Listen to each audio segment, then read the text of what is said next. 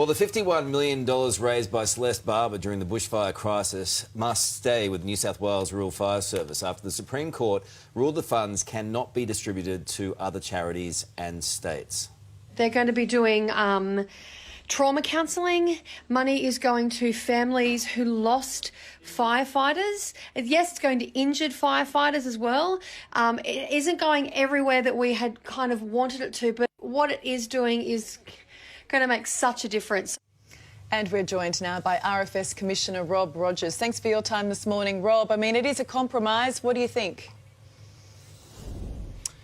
Look, it's a difficult situation by any means. There's not a lot we can really do about it. The fact is the court's made that decision. The trust is clearly outlines what purposes it's there for. It's great that the court has expanded our ability to use that to support firefighters directly, because we weren't able to do that before. So we're looking at things like setting up an ongoing, like a legacy fund, to make sure we look after the families of firefighters and their children in the future. So it's really good work that will be done. And I think the other thing that I would say is that equipment that we normally would provide, but newer equipment like respiratory protection, we're able to accelerate the rollout of that using these funds. So I guess what we'll say is thank you to everybody that donated. Thank you to Celeste who initiated that, and we'll be completely transparent on how this money is being spent, and we won't be using any administrative costs or anything like that. Every dollar will be spent for what it was intended to do. Okay, and how soon will that happen? Well, we've started the process already. We've allocated $20 million to brigades to identify what they need in their local area, and we've already started to get bids in for that money. So we've already allocated that, so the work's going to go on straight away. We're not going to sit on this money. We want to get it out there and for what it was intended to do as quickly as we possibly can. Hey, Rob, it's really good to hear you say that, because there's still more than $100 million in the Red Cross donations yet to be distributed. How frustrating is that for victims who still haven't seen a cent of that money?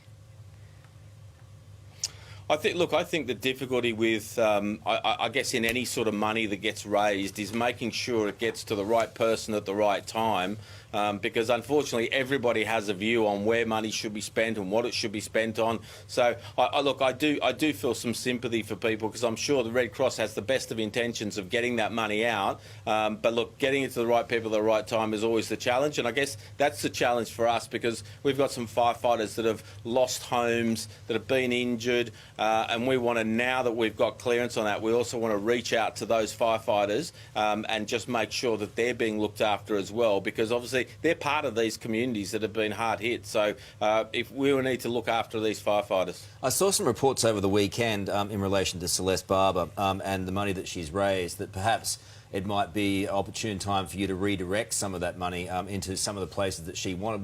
Would you consider that, or is it too hard?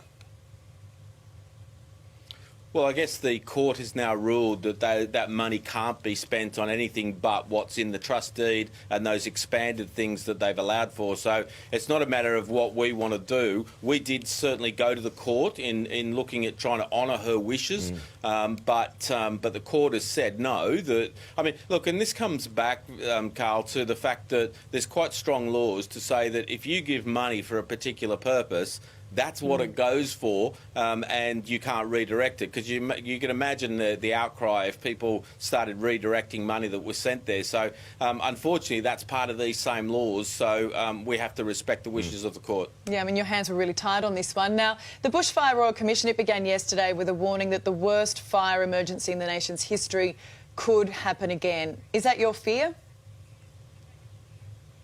Oh, absolutely. I mean, I think it's absolutely could happen again. And the fact is that when you've got that 4 years of drought, you had that unprecedented dryness in the landscape, and then those awful weather events, absolutely it could happen again. So we've got to do everything we can. And look, it still comes down to those simple, basic things that we've just got to keep trying to do better. early detection of fires, early response to fires, trying to keep them small, and then obviously managing the fuel. That's what we've got to keep focusing on, and certainly in New South Wales, that's what we are focusing on. Us in our partners in national parks, trying to get as much burning as we can done ahead of the next fire season, because whilst a lot of area burnt, there's a lot of area still to burn. So we're certainly not being complacent, and we need the community not to be. And how do you get that balance right, given what happened last season? And given that there's a commission report that'll be delivered at some point, but you have to get on with it. What are you going to do differently right now to try and prevent what's going to happen next summer?